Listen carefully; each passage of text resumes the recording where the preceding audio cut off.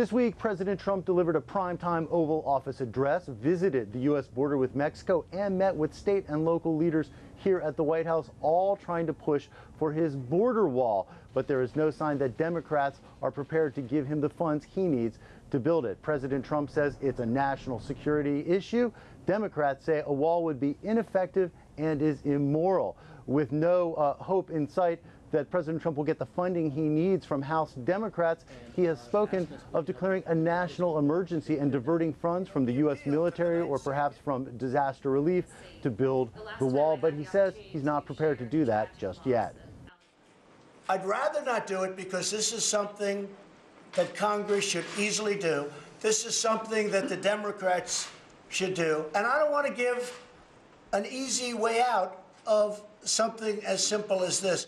If President Trump does declare a national emergency, it will be challenged in court, and it's not clear whether the courts will let him go ahead with that route to building the wall. But it may be a way out of this crisis. It would allow the government to reopen, and it would allow him to tell his supporters that he is still fighting for the wall that he promised all the way back in his campaign in 2016. In the meantime, 800,000 federal workers did not receive a paycheck today. This includes furloughed workers who have been not going to work. They hold jobs like food inspectors and some national parks employees. It also includes workers who have been going to work and still will not get paid. Those are jobs like air traffic controllers and TSA security officers at airports who screen passengers and luggage.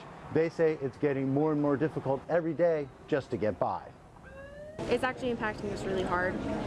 We're not able to pay a lot of our bills. We're having a hard time trying to even have gas, food. We're having to ask for help from family members that obviously aren't working for the government.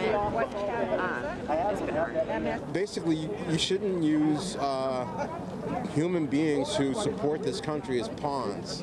You know, it's really important to keep them working if you want to have a safe country. The Congress has passed a bill that would give federal workers back pay once the government reopens. We don't know when that will be, and in the meantime, many of them say every day it gets more difficult just to get by.